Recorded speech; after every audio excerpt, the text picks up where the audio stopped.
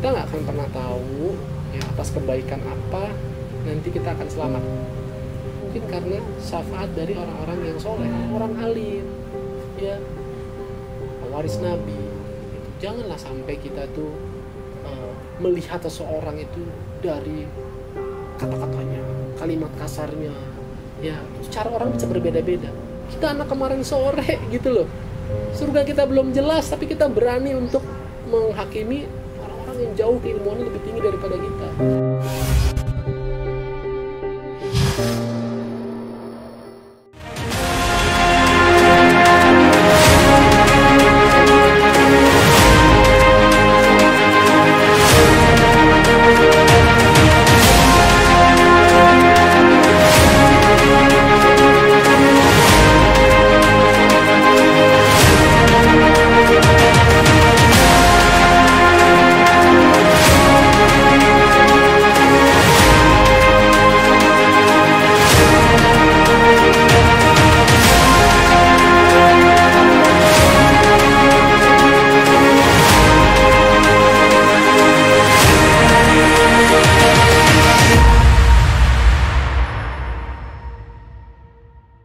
Ruang di muka bumi ini yang begitu luasnya adalah ruang untuk kita berubah.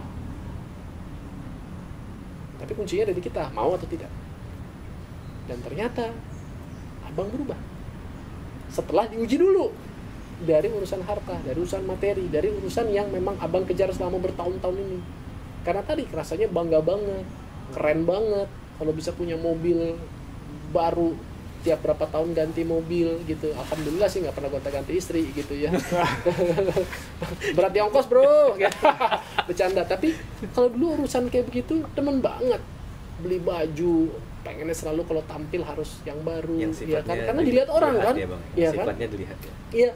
Pada saat kita misalnya memiliki kemampuan, tapi terkadang kita sering bohong. Kita memaksakan diri kita karena mengatasnamakan bahwa diri kita dilihat dari penampilan kita. Padahal nggak seperti itu. Dulu produser ya ataupun siapapun pemberi kerja itu sebenarnya lebih memperhatikan attitude kita, akhlak seseorang, profesionalisme dia. Berapa banyak artis yang sekarang, alhamdulillah sekarang mungkin udah nggak dikenal lagi ya, mohon maaf. Karena apa? Karena perilakunya terlalu orang bilang ngartis, sombong. Pada saat dia ini berjaya, dia ya mengesampingkan orang-orang lain yang terlibat dalam proses perkembangan dia untuk mencapai papan atas. Ada kru ya, ada yang lain sebagainya. Semua punya andil kan sebenarnya, tapi nggak dilihat seperti itu. Nah, dengan mudah juga Allah tenggelamkan, Allah benamkan. Saya nggak perlu menyebut nama, tapi kita udah melihat. Dan saya melihat juga banyak orang yang masih terlena gitu ya dengan situasi yang ini, karena dianggap ini hanya bagian dari proses-proses kehidupan aja. Tapi jangan lupa bahwa yang namanya umur ini kan kita nggak akan pernah tahu. Orang bilang, oh kita bakal hidup bisa sampai umur 70 tahun ya. Rasulullah aja 1400 tahun yang lalu udah katakan bahwa umur umatku adalah antara 60 sampai 70 dan sangat sedikit yang nyampe ke sana. Dan sekarang kita udah diperlihatkan di tahun 2020 ini beberapa banyak teman-teman saya, teman-teman Hairus, Irfan, mungkin ada yang udah mendahului kita, apapun penyebabnya. Ya. Baru 3 hari yang lalu bang kawan saya. Ada juga, misalnya karena sakit, betul. Ada yang karena misalnya mohon maaf kecelakaan, ya, atau penyebab-penyebab apapun lainnya. Tapi kita semua ini kan pasti nanti akan berpulang. Ujung-ujungnya ke sana ya bang. Kan pasti ada ujung ke sana. Yang membedakan kan cuma 3, yang kita nggak pernah tahu kapan kejadiannya, ya kan? Di mana kejadiannya? Yang terakhir, dalam keadaan apa lagi nanti ngapain? Allah akan panggil kita. Iya, itulah betul yang jadi. Nah, pas abang ketemu tuh dari perihal itu, itulah membuat abang selalu was-was. Was-was adalah apa? Bukan was-was takut menjalani kehidupan, bukan. Tapi jangan sampai gitu. Kalau sampai nanti Allah panggil, masih seperti Adrian 10 tahun yang lalu, masih seperti Adrian yang belasan tahun yang lalu, yang sholatnya belang bonteng, yang sombong gitu kan, yang merasa kita selalu lebih dibandingkan orang lain, ya, lupa bahwa dalam hidup ini banyak orang-orang yang juga memiliki peran luar biasa dalam kesuksesan kita.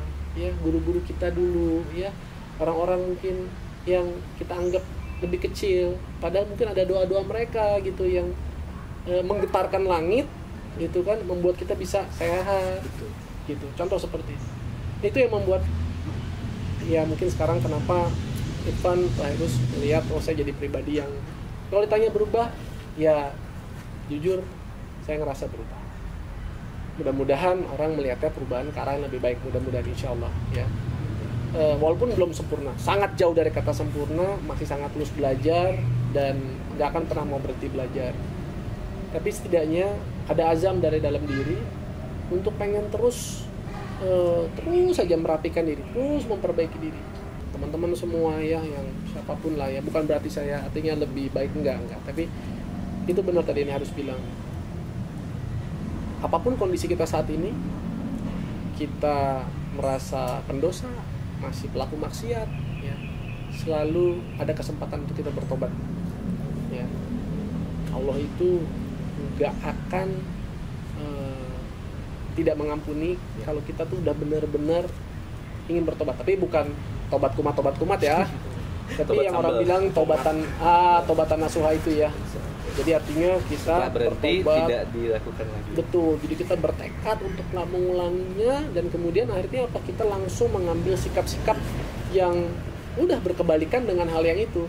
Berteman udah lebih selektif ya kan. Tadi bekerja udah memperhatikan unsur halal haramnya ya kan. Banyak filter Bang. Semua banyak filter ya gitu. Justru pada saat kita mengatur kehidupan itu, hidup akan jauh lebih enak, lebih nikmat. Sama orang lihat abang urusan makanan, lu kok makin tua begini, badannya makin ramping, makin langsing, makin itu dia segala tuh. macam. Ya kan? Sosok Bang Adrian ini identik sama pola hidup sehat sama olahraga. Masih jaga terus tuh Bang? Alhamdulillah. Iya. Iya pan kayak gini. Masya Allah. Kita aja. Masih adalah sisa-sisa. Aduh. Saya dari kemarin Bang, niat fitness Bang. Katanya niat itu ternyata sesuatu yang dilakukan sekalian berjalan. Jadi saya belum nih sebenarnya, baru azam ternyata. Iya. Karena niat aja udah dicatat kan, tapi cuma dicatat aja. Kalau hasilnya sih ya nggak akan kelihatan. Tapi nggak apa-apa. Tadi saya bilang kan perlu yang namanya lingkungan. Carilah sahabat, teman, ya kalau memang nggak jauh sekali, misal weekend mampir ke sini ke Bintaro, nanti kita olahraga bareng, ya setidaknya dapetin dulu mungkin motivasinya. Karena gitu kadang-kadang, kayak saya dulu gitu, kalau pas ketemu Mas Adi Rai, kayak, waduh langsung pengen latihan, semangat gitu kan. Nah, nanti kalau lama, kayak bisa turun lagi, kan tadi gimana aja bisa naik turun, apalagi cuma urusan badan, urusan keuangan ya kan. Moody. Nah kita perlu nge-charge lagi, ketemu lagi Di-charge teman-teman, ya kan. Urusan fitness gitu, urusan juga dalam keimanan juga begitu. Pada saat tadi ketemu guru-guru, teman-teman yang soleh, aduh masya Allah kayaknya kayak nge-charge banget ya. Hati ya, aduh besar ya gitu aduh ya. sholat tuh kayak pengennya di masjid yang lagi-lagi gitu kan.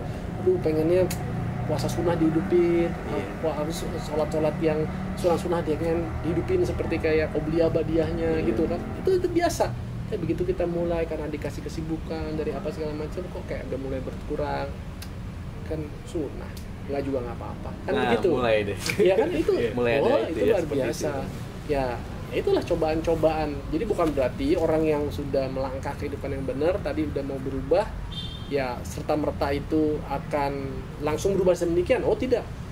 Tapi pasti pada saat kita sudah punya azam dan kemudian kita mulai mempraktekannya, Allah akan berikan kemudahan buat kita. Kayaknya nggak cuma fitness doang Bang. Kayaknya olahraga yang lain Bang. Ada fitness, saya juga Kayaknya lagi ada seneng sepeda. main golf nih Bang kayaknya. Iya. Waduh. Tapi kalau yang itu sebenarnya agak orang bilang nggak sengaja. Jadi punya adik, terus sekarang lagi getol golf. Maaf dah, ayah. Iya. Itu sebenarnya udah puluhan tahun main. Tapi kan sekarang udah pensiun, jadi mungkin nggak. Ternyata sering diajak nih sama Alvin sama adik. Iya. Jadi main, terus dia, abang main juga dong gitu kan. Aduh nih anak. Alhamdulillah memang pas bongkar-bongkar gudang ada pemberian dari almarhum paman Ompol suami Tante Nini. Iya. Dia kidal. Saya ini kan nulis tangan kiri nih teman-teman. Saya nulis tangan kiri, main bowling tangan kiri, badminton tangan kiri. Orang bilang kidal lah. Iya. Nah ternyata golf juga gitu. Ada stick untuk orang tangan kanan, ada stick orang tangan kiri. Jadi akhirnya kita pakai lagi lah yang itu. Jadi ya kayak serba kebetulan aja. Ya udah kita lagi coba. Cocok gitu. Nah ternyata itu olahraga ya sama seperti olahraga lain lah, tidak hanya sekedar niatan doang, itu ada tekniknya, ada filosofinya. Detail, Bukan yang semuanya lihat ada. orang Oh nyantai-nyantai nggak gitu. bisa, enggak itu ya? bola diam, bisa kena aja udah alhamdulillah, bisa ngeliat bola terbang itu kayaknya langsung pengen sujud syukur, ya ampun bolanya dia terbang.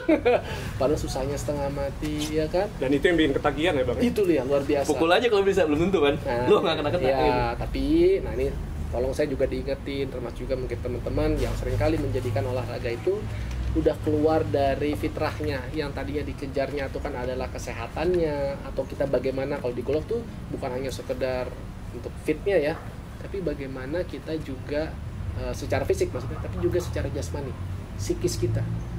Kalau pengen melihat karakter orang yang sebenarnya, coba lihat kalau dia misal pemain golf ya, lihat pada saat dia bermain golf. Karena itu dia benar-benar melawan dirinya dia sendiri. Orang yang sejago-jago apapun, dia bisa bermain yang jelek kalau dia tidak mampu mengolah emosinya, dia nggak sabaran. Coba bayangkan, ada 18 hole, mungkin pukulannya bisa ada ratusan berarti kan. Karena satu hole bisa 4 atau 5, berarti kan lebih dari 100-an pukulan. Kalau 1, 2, 3, 4, 5 pukulan begitu jelek, kan masih ada 100 yang lain, ya kan? Tapi pada saat kita berfokus kepada yang jelek itu bisa meruntuhkan sisa permainan kita, yang membuat kita ngaco, ya kan? Ada yang matahin stick, ya kan? Ada yang Macam-macam lempar ya. stick segala macam. Ini kelihatan attitude orang. Dan tantangan terbesar kita itu kan sebenarnya musuh bebuyutan itu kan adalah diri kita sendiri. Gitu ya. Nah, itu abang suka, gitu. Abang suka, abang belajar. Karena saya tuh orangnya sebenarnya nggak begini. Saya dulu orangnya juga jujur ya, saya emosional, gitu. Apa ya, cenderung Makanya jadi antagonis terus dia. bisa jadi. Dilihatnya cocok di situ. Tatap mata saya. Oh, sampai kaget yang lainnya semua nih gitu kan. Iya. Masya Allah. Jadi ya lebih ke sana. Yang tadi pesan dari saya adalah ya bukan cuma golf, tapi olahraga apapun ya kita ambil benar-benar hal-hal baiknya dari situ. Contoh tadi ya dari segi fisiknya, dari segi psikisnya. Tapi jangan jadikan olahraga itu sebagai sarana spekulasi, sebagai sarana perjudian, ya. Bola dijadikan ajang judi, golf dijadikan ajang judi, ya. Perlombaan balap kuda dijadikan ajang taruhan, ya kan. Sering kali seperti itu, baik di antara yang pemainnya maupun yang menjadi penontonnya, ya. Ini kan udah keluar dari fitrahnya olahraga gitu. Yang ditawarkan adalah kesehatan, yang ditawarkan adalah sportivitas, tapi kenyataannya ya, yang dilakukan adalah tadi hal-hal yang penuh kemudaratan, ya. Dan hati-hati, bukan apa-apa, nanti keberkahan dalam kehidupan kita akan hilang dari waktu ke waktu. Bisa jadi kita diberikan kesenangan nih dalam sisi itu, tapi nanti Allah akan ambil dari sisi yang lain. Nah itu yang kita nggak tahu tuh. Kita pikir kita dikasih kenikmatan, tapi kita mungkin lupa ada lagi hal-hal lain yang Allah ambil gitu.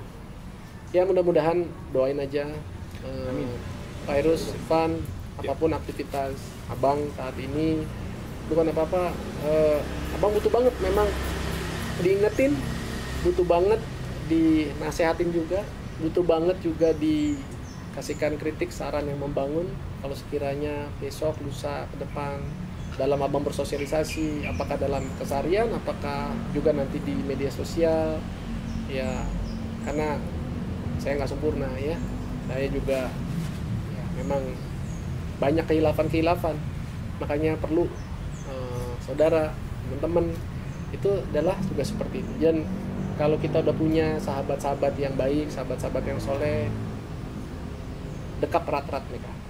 Ya, susah banget nyari sahabat-sahabat yang seperti itu. Kalau kita bisa punya pertemanan dengan guru-guru yang punya ilmu, ya, yang apalagi dia begitu tulus dalam memberikan keilmuannya, bantu kehidupannya, sayangin mereka. Kenapa? Tadi Bang bilang kita nggak akan pernah tahu ya atas kebaikan apa nanti kita akan selamat. Dan bisa jadi bukan karena sholat kita, bukan karena sedekah kita, bukan karena puasa kita, tapi mungkin karena syafaat dari orang-orang yang soleh. Ya tentu syafaat yang paling kita harapkan kan syafaat dari Rasulullah SAW, ya kan. Tapi begitupun juga dengan guru-guru kita, orang-orang alim, ya, pewaris Nabi. Itu janganlah sampai kita tuh melihat seseorang itu dari kata-katanya, kalimat kasarnya, ya. Cara orang bisa berbeda-beda. Tapi siapa kita yang berhak untuk menghakimi orang tersebut terus kemudian mengatakan bahwa si ini begini, si ini begitu. Kita anak kemarin sore gitu loh. Surga kita belum jelas tapi kita berani untuk menghakimi orang-orang yang jauh keilmuannya lebih tinggi daripada kita. Ya. Kita sama-sama belajar dan saya pikir kita bisa ke siapapun ya, ke berbagai guru ya, berbagai mazhab ya, kalau di Islam kan seperti itu. Gitu. Tapi selalu ambil kebaikan-kebaikan aja dari masing-masing orang ya, keburukannya jangan kita ambil. Namanya manusia ya, pasti nggak ada yang sempurna ya, cuman Allah yang sempurna, dan manusia yang terbaik, role model kita udah nggak ada lain bukan Rasulullah SAW. Jadi kalau kepengen lihat ibaratnya model yang paling ideal deh ya, bukan artian melana, nggak ada apa-apanya ya udah Rasulullah, bagaimana akhlaknya. Jadi jangan hanya sekedar melihat dari tampilan-tampilan yang sifatnya fisik ya. Ada orang melihatnya dari segi penampilan ya, janggut, celana ataupun dan lain sebagainya, itu baik aja adanya, tapi ketahui bahwa masih banyak lagi kebaikan-kebaikan yang Rasulullah ini contohkan khususnya kepada kita nih umat muslim, yang kalau kita mengikutinya saja insya Allah udah banyak kebaikan di balik itu ya. Jadi ya mungkin ini sedikit nasihat dari mungkin saya yang udah banyak melewati berbagai macam naik turunnya kehidupan nih Pan. Ya bukan berarti menggurui ya, tapi karena sadar nggak tahu lagi nih kapan bisa berbagi kayak begini. Jadi cepet-cepet aja pengen dimuntahin nih, di-sharing nih segala halnya. Mudah-mudahan kan maksudnya kalau ada yang lihat kebaikan ini kan itu dia, buat abang ada pahala jariah juga. Insyaallah Bang. Aduh, mungkin ada apa lagi kira-kira yang kepengen ditanya dari nih? Tadi tuh kita tuh kayaknya bahas tentang masa lalu aja gitu, masa lalu Bang Adrian. Kita belum bahas sekarang nih Bang Adrian jadi aktivitasnya apa setelah keluar dari sinetron gitu. Oke, udah nggak main sinetron, udah nggak presenter sinetron. Ya. Iya. Sekarang nih apa nih Bang? Mungkin belum banyak yang tahu kalau saya udah jadi orang kantoran. Saya resmi udah 4,5 tahun ini sejak tanggal 20 Juni 2016. Saya kerja di perusahaan manajer investasi asal Inggris, ya salah satu yang pengelola dana terbesar di Indonesia. Jadi orang juga bertanya-tanya, loh kok bisa ke situ? Gimana sih ceritanya? Katanya lulusannya sarjana teknik mesin, kerjanya dulu main sinetron. Jadi penyiar TV, kok bisa kerjaan di perusahaan pengelola keuangan? Ini gimana sih? Jaka sembung naik ojek, nggak nyambung Jack gitu kan? Nggak, jadi tahun 2010, abang memang udah melakukan ancang-ancang nih, Pan. Mengambil lisensi-lisensi dari ada Badan Pengawas Pasar Modal dulu, sekarang namanya OJK, Otoritas Jasa Keuangan, untuk mempersiapkan diri suatu saat abang memang ingin terjun dalam bidang keuangan. Kenapa begitu? Karena pertama awalnya abang suka cari uang, tapi ternyata cari uang aja itu belum selesai PR-nya. Berapa banyak orang-orang yang diberikan kemampuan untuk cari uang, punya penghasilan, tapi kenapa kehidupannya masih suka terjerumus dengan masalah uang? Jadi ada ilmu lain, bagaimana kita bisa mengelola uang secara bijak. Oke, sekarang udah bisa punya penghasilan, udah bisa mengelola. Tapi kenapa ada orang masih kayaknya dia belum mempunyai ketenangan atau kebebasan dalam kehidupannya. Jadi kayaknya bekerja itu karena demi uang, bekerja demi uang. Ada satu hal lagi, dia belum mampu untuk meningkatkan nilai uang yang sudah dia tabung, yang dia kelola hingga saat ini. Itulah yang abang masuk dalam bidang pekerjaan saat ini, investasi. Jadi kita berjuang saat ini, menunda-nunda mungkin sesuatu hal yang kita ingin penuhi untuk kenikmatan di masa yang akan datang. Orang bilang, aduh, belum tentu kita pensiun, kenapa nggak dinikmatin aja? Ya. Sekarang kalau cita-cita semua orang mungkin pengennya hidupnya panjang, benar nggak? Ya, benar. Hidup panjang, ya. Kalau sehat walafiat, hidup panjang sakit-sakitan. Apa itu nggak jadi sengsara? Pekerjaan nggak punya, karena pada saat itu udah pensiun, udah di atas 55. Dari 55 Allah kasih kita sampai umur 80 tahun. Tapi dari 55 sampai 80 kita nggak punya penghasilan apa-apa. Uang atau harta cuma segitu-segitunya. 25 tahun harus hidup, akhirnya dari apa? Dari belas kasihan orang lain. Kalau kita punya anak, zaman dulu orang bilang banyak anak banyak rezeki, bener nggak Bang? Betul. Terus nanti apa? Kan investasi, nanti anakku yang hidupin gua. Beda sekarang ya. Sekarang anak-anak aja mau bertahan hidup aja udah begitu beratnya. Betul. Bahkan tidak sedikit yang di generasi saya yang kehidupannya pun masih dibantu sama orang tuanya dulu, buat bisa cucunya sekolah, makan di luar masih opa omanya yang traktirin, masih kayak begitu. Iya. Kita realistis aja melihat, karena tantangan kehidupan makin berat, harga-harga apa-apa naik, pendidikan naik, biaya sakit naik, ya kan? Nggak mungkin makin lama makin turun. Biaya kendaraan, mobil berapa? Harga Avanza dulu tahun 2004 masih 114 juta, sekarang nggak ada Avanza di bawah 200 juta, kayak contoh gitu. Nanti mungkin 10 tahun lagi ada mobil Avanza juga masih namanya sama, tapi harganya mungkin bisa 250 juta atau lebih dari itu. Itulah inflasi, ya. Kenaikan dari gaji, upah segala macam kadang memang nggak sebanding dengan kenaikan harga-harga itu. Nah, disitulah yang membuat abang tertarik untuk mendalaminya. Bukan apa-apa, saya udah menerapkan itu dan udah memperbaikinya, dan saya udah menunda kayak itu. Lihat, bukan saya maksudnya mau gimana-gimana, saya cuma punya mobil satu, teman-teman.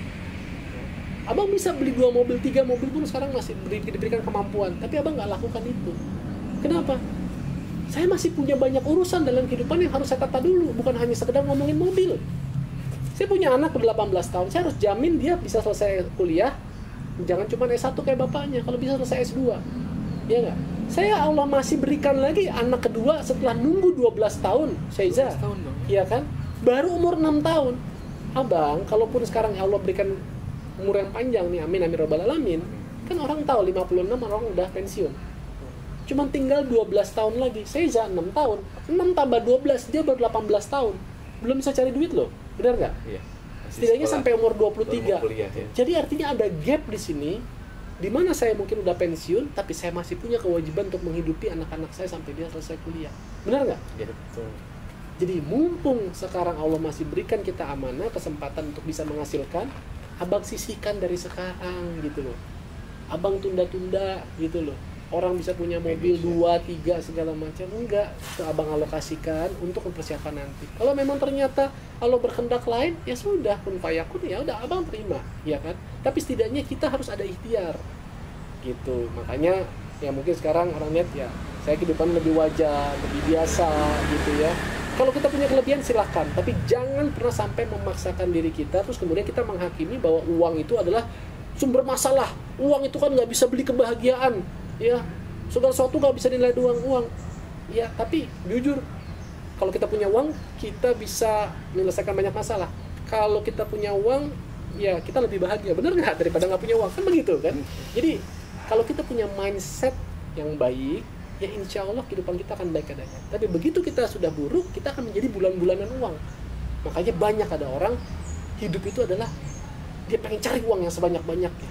Dia kesampingkan segala cara, mau itu sumbernya yang haram sekalipun dia ambil, tapi dia lupa gitu. Tadi saya bilang dia mungkin bisa dapat di sini, tapi Allah akan hinakan dia dari sisi yang lain. Berapa banyak sekarang kita ngelihat ada contoh pejabat-pejabat kita yang melakukan korupsi. Orang pikir gila, udah dapat gaji, udah dapat fasilitas, rumah dinas, jabatan, ya kan, yang luar biasa. Tapi kemudian dia lalai gitu loh, dia terlalu rakus, ya, dan dia kesampingkan. Jangan bawa-bawa agama dalam urusan kenegaraan, dalam urusan pemerintahan, nggak bisa. Saya bilang, kenapa? Itulah yang sebaiknya jadi pedoman kita untuk ngejaga kita supaya kita nggak kepleset, begitu kan?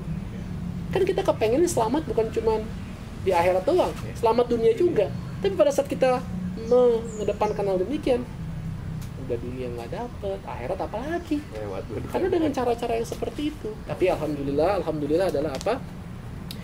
Kalau kita masih dapat teguran, katakanlah ditangkap, ya, kita sampai ketahuan, ya, sebenarnya kalau kita ambil, iya, masih ada kesempatan, betul, bertobat, ya. Iya, dari pastikan akhir hidup kita itu dalam dia keadaan baik. Nah, kalau kita mau mengambil pelajaran dari kejadian-kejadian seperti ini, kalau yang kita ambil justru malah sialan gara-gara dia, emang cuma gua doang yang ngelakuin, si ini juga begini nih gitu kan, yang dia pikir kayak gitu, malah balas dendam, jadi nggak muhasabah dirinya sendiri, betul, akhirnya jadi malah mana itu yang abang lihat, itu banyak terjadi. Yang semua itu memang ya, kalau namanya ujian itu kan orang bilang ada urusan harta, iya kan, ada urusan jabatan atau tahta, atau ya dari lawan jenis. Dalam hal ini misalnya wanita, kalau buat laki-laki ya, itu cobaan-cobaan yang luar biasa. Pada saat kita diberikan harta gitu kan, kita senang ya kan, terus kemudian biasanya kita selalu mencari apa yang masih kurang di rumah kita, padahal udah berikan kita pasangan hidup ya, mungkin dia nggak segitu sempurnanya, mungkin dia nggak segitu cantiknya karena mungkin udah makin menua, tapi dia udah melahirkan 2 putri buat kita, dia udah mendampingi kita 19 tahun. Badan dia mungkin udah nggak seperti singset pada saat zaman dulu masih gadis ya iyalah, tapi penyebabnya siapa ya, mungkin kita juga kan begitu, contoh demikian iya kan. Iya Bang. Tapi ini yang saya juga sedikit mungkin pengen berbagi ya, karena udah masuk ke keluarga. Orang juga bertanya-tanya, Bang Adel di antara para artis kok nggak pernah kedengeran urusan rumah tangganya begini segala macam. Pertama, saya dasarnya saya nggak suka menjadikan urusan rumah tangga itu sebagai bahan konsumsi publik. Yang kedua, saya lebih senang berbagi pada hal-hal yang penuh kebaikan kepada masyarakat. Ya, yang buruk-buruk bukannya saya munafik, bukan, tapi ngapain ngambil hal-hal yang jelek dari kita, ya kan? Terus yang ketiga, lihat orang lain, apalagi pasangan kita, dari kebaikan-kebaikannya.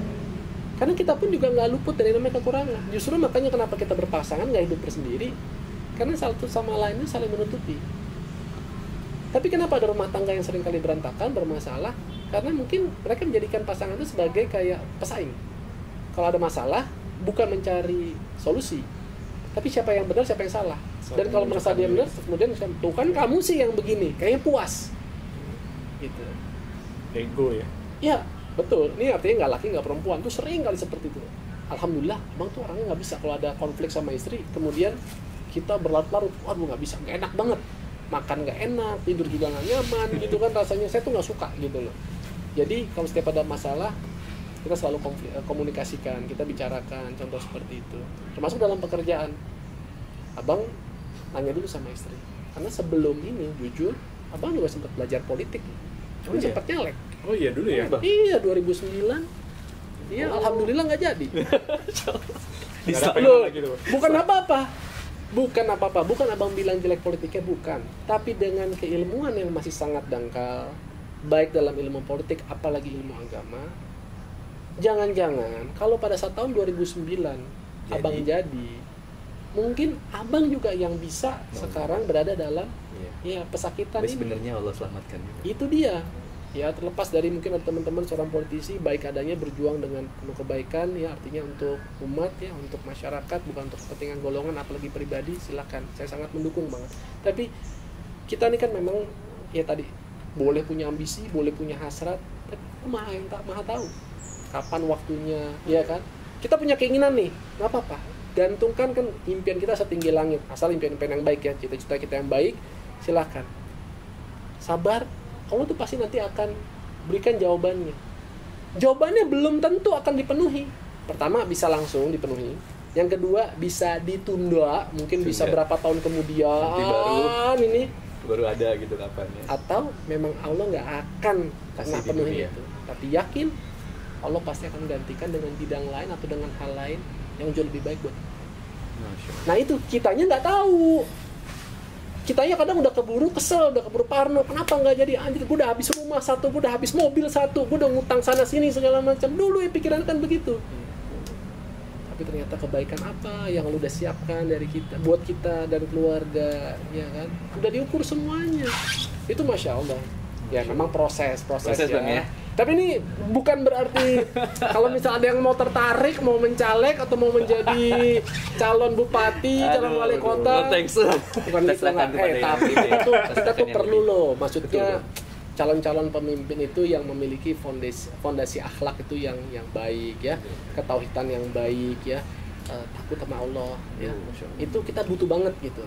Karena untuk mengelola negara itu memang nggak bisa mengesampingkan dari urusan akhirat, supaya tadi jalannya kan smooth, supaya banyak kebaikan, hidupannya juga sejahtera.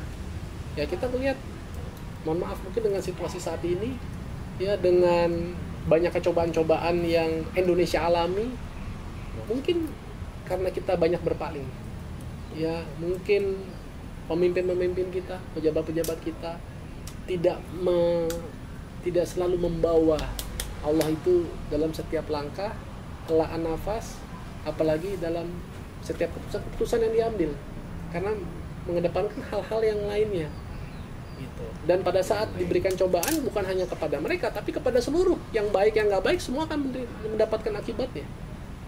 Jadi kita rindu, kita butuh banget sosok-sosok negarawan mungkin seperti zaman-zaman puluhan tahun yang lalu ya, pada saat zaman perjuangan Indonesia mau merebut kemerdekaan, ya tokoh-tokoh bangsa ya, seperti tokoh pendiri Muhammadiyah, tokoh pendiri Nahdlatul Ulama ya, buya-buya kita yang zaman dahulu, masya Allah tuh ya. Itu mudah-mudahan Indonesia nanti suatu saat Allah turunkan lagi, amin, ya, amin. melalui Irfan harus ya, mudah-mudahan sosok yang kayak Bang Adrian. Masya Allah, Masya Allah. Mudah-mudahan episode ini spesial banget ya. Apaan? Kita belum pernah nih Bang ngobrol se-flow-nya seasik ini. Sejujurnya Bang, boleh dilihat dari ini paling bisa aja nih. Enggak bener. Jadi kita sebenarnya kesini berguru juga Pak. Iya. Kita udah banyak hal. Hari ini kita dapat banyak banget nutrisi ya, nutrisi dari masalah iman, dari masalah pola hidup, kesehatan dan lain-lain macam-macam. Sampai ke mastiin halal haram buat keluarga. Nah, gitu. Gimana nggak banyak Keren sih, inspirasinya. Insyaallah. Semoga ya, jadi benar-benar pengikut sejati Rasulullah ya. Amin amin rabbal alamin. Mungkin doain Bang. Amin. Kalau dari abang ingat aja ada sebuah hadis. Kalau nggak salah ini hadis riwayat Tirmizi. Bahwa nanti di akhirat kelak tidak akan bergeser kedua kaki seorang hamba kecuali dia nanti akan ditanya ada 4 hal. Pertama umurnya. Itu dihabiskan buat apa aja. Kedua, ilmunya diamalkan atau enggak ya. Kemudian hartanya dari mana didapatkan, untuk apa? dan kemana dia belanjakan, atau untuk apa dia belanjakan. Dan yang terakhir, lelahnya dia, capeknya dia hidup di dunia ini dihabiskan buat apa aja.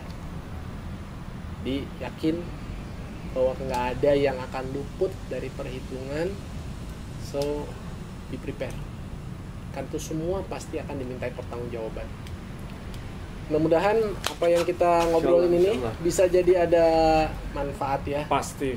Abang mohon maaf banget dengan kekurangan-kekurangan penyambutan. Kalau misalnya ada yang kurang berkenan, tolong dibukakan pintu maaf. Insya Allah nanti lain kesempatan kita bisa di tempat yang lebih proper. Kalau rumah lagi berantakan nih, aduh. Kita bisa datang di sini aja udah syukur, alhamdulillah kita udah seneng banget. Jadi sebenarnya tadi tuh mau nanya pertanyaan terakhir, Van. Apa sih? Jawab langsung. Oh, sebenarnya nah, itu dia bedanya kita ngobrol sama seorang presenter seperti itu. Dia banyak istilahnya ceritanya lebih banyak mungkin dari pengalaman hidupnya, udah daging banget tapi kan. Tapi luar biasa ya. Iya, kita pengen nanya, Bang, kasih tips dong untuk kita nih. Langsung kejawab, Bang. Keren banget. Bang, terima kasih banyak atas waktunya. Terima kasih banyak sekali atas waktunya. Jadi satu mungkin ada nggak pesan-pesan yang mau disampaikan buat teman-teman di Cipaya? Ya, boleh, mungkin Bang. Dari selama ini kan abang bekerja dan berusaha untuk karir abang juga udah cukup bagus, dan bagaimana bisa tetap beristiqomah dalam agama abang gitu, dan yang mungkin bisa berguna untuk teman-teman di Cipaya. Ya. Oke. Ya, bismillahirrahmanirrahim. Buat teman-teman semua, kembali lagi, ini bukan berarti karena saya sudah baik ya, atau saya lebih pintar, jauh dari kata itu kok, enggak. Saya masih belajar, saya masih banyak kekurangan, masih banyak kehilafannya. Tapi yang saya ketahui adalah pada saat kita bertakwa kepada Allah, Allah pasti akan berikan kita jalan keluar dari apapun permasalahan kita ya. Tapi syaratnya tadi, kita bertakwa, kita bertawakal, Allah pasti akan berikan kemudahan. Jadi di tengah-tengah situasi pandemi ini, di tengah-tengah mungkin ujian demi ujian yang saat ini mungkin ada yang sedang kita hadapi, apakah itu dalam kaitannya dengan pekerjaan, dalam urusan rumah tangga, dalam bagaimana sulitnya mengurus anak ya, atau bisnis yang sedang nggak menentu ya. Yakin kalau kita bersabar, kita ikhlas dan terus berikhtiar, insya Allah nanti akan berbuah yang manis. Demikian, semoga bermanfaat.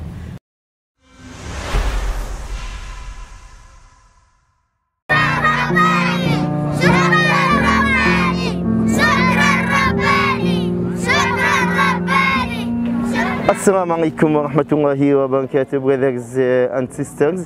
We are standing beside the water well that is Waqf water from Rabbani Association together with the ACT.